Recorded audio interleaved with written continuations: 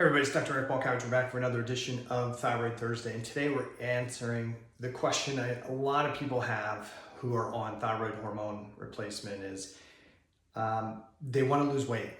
Their thyroid hormone, they've been diagnosed with hypothyroidism, they're gaining weight, they go on thyroid medication, they lose some weight maybe initially, but then they plateau and they can't continue to lose weight. And now they're looking for the magic combination of T4, T3 only, glandular versus synthetic. What's the magic dose of thyroid hormone that's going to help them lose their weight? And there really isn't a magic number, because the issue isn't the thyroid hormone. The issue is what triggered the reduced conversion of T4 to T3 to begin with, and potentially the thyroiditis and the hypothyroid dysfunction to begin with. So follow along. You may have to listen to this one a couple times, but here's the part of the answer that's going to end some of your frustration. So fat accumulation. Why do we accumulate fat? Everybody's got lots of different opinions on this. Here's mine, is that fat accumulation is caused by consuming more food calories than you can utilize. Okay, so we talk about, a certain amount of grams. How much should we eat? How much should we consume? Too much, too little. You see people consume massive quantities of food and stay fit and stay lean. And you see other people consume small amounts of calories and continue to gain weight. Why?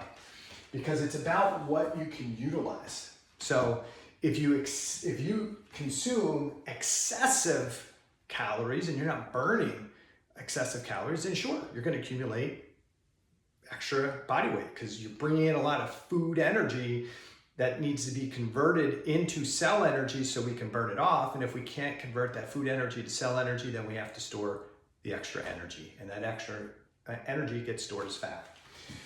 But the other thing that can really drive your body's ability to utilize those food calories and convert them into energy calories is cell stress. So there's a lot of different things that can put stress on our cells and tissues. Excessive exercise. Matter of fact, every time we exercise, we put some cell stress on, and we have a slowdown of metabolism, and then we have a rebuild. So it's not like exercise in general is bad. Exercise in general is very good. But excessive chronic exercise can trigger a cell stress response. Lack of sleep can create a chronic cell stress response. Inflammatory foods can create a stress response. The stress of life, depending on how we perceive the things that go on in our life, can trigger a cell stress response. Toxins in the environment can create a cell stress response. Now, normally we can manage a couple of these stressors, they go away, and then we recover. But what happens to many people is the amount of stress that they're taking on accumulates. And as we accumulate stress from toxins and alcohol and inflammatory foods and our bad relationships and lack of sleep and poor breathing, that load shifts us from being able to manage that load, what we call homeostasis, to an excessive state of stress that triggers a change in our physiology from homeostasis to what we call allostatic regulation. And there's release of inflammatory molecules into the system because the cells and tissues are perceiving danger. And when we release these inflammatory chemicals, this results in a reduction of T4 to T3. Okay, now T4 is the primary hormone made by your thyroid gland. Now literature is saying it's about a 14-to-1 ratio.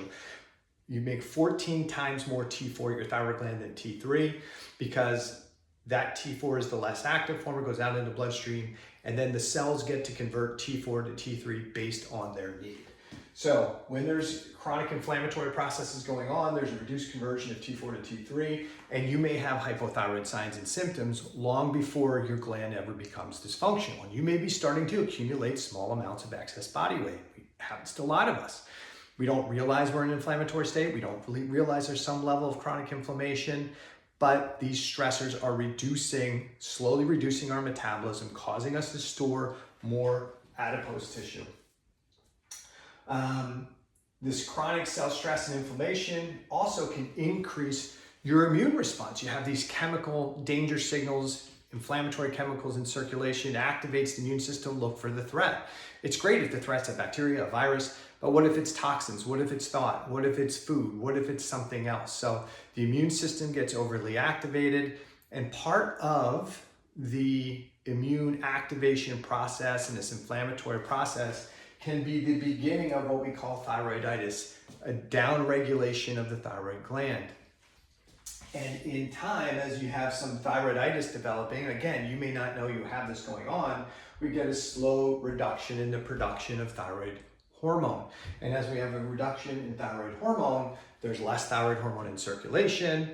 Plus, we can have this cell stress thing going on that reduces the thyroid hormone we are making, reduces its ability to convert to T3, and now our signs and symptoms get more significant. Our weight gets worse, our brain fog and constipation and libido. A lot of other systems get downregulated because there's reduced conversion of T4 to T3.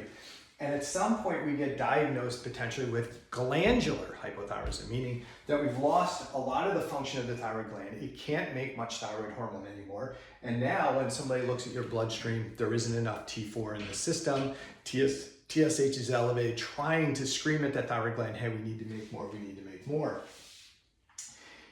If you have glandular hypothyroidism, you're going to have decreased T4 and T3 thyroid gland production and release. You're going to have decreased circulating T4 and T3. But if there is no cell stress, inflammatory tissue hypothyroidism going on, your free T3 to free T4 ratio, even though both values may be low, the conversion should be high, because as quickly as those tissues are getting T4, they're converting into T3 to kind of support the tissue. And this is the case where somebody, if they don't have this whole mechanism going on, they just have something that damages their thyroid gland, they get on T4, they're probably going to feel pretty good, okay? Maybe they need a little bit of T3, but most of these people are going to feel good on T4. If you have this tissue hypothyroidism going on, because we have this cell stress inflammatory process going on, there's decreased conversion of T4 to T3. Therefore, there's also decreased T3 in circulation. Okay, both of these situations have decreased circulation, but the decreased T3 in circulation is worse here. Why? Because A, the thyroid gland's not releasing some of the T3 it should, and the converting enzymes are downregulated, and if we take excessive amounts of T4, that can further downregulate the deiodinases. So we see a bigger drop in circulating T3, and in this situation, instead of the free T3 to free T4 ratio being higher, we actually might see, especially if this person gets put on thyroid medication, we actually might see a low free T3 to free T4 conversion. So if we give this person thyroid hormone replacement therapy, we definitely are going to increase thyroid hormone in circulation. And that's going to help some tissues, because some tissues heavily rely on the amount of T3 in circulation. Other cell and tissue types really rely on the intracellular conversion of T4 to T3. So some tissues improve. And one of those things that can happen as they improve some of the tissues, you might see some initial weight loss as you go on the medication. But is that fat loss? Typically, it's not fat loss. For a lot of people, it's just water loss, because we have the additional thyroid hormone is supporting the ability to clear out some of the excess fluid that the body's been accumulating because of the hypothyroid state. So now we give that thyroid hormone, we initially lose some weight, we think we're on the right track, but then we plateau. So why do we plateau?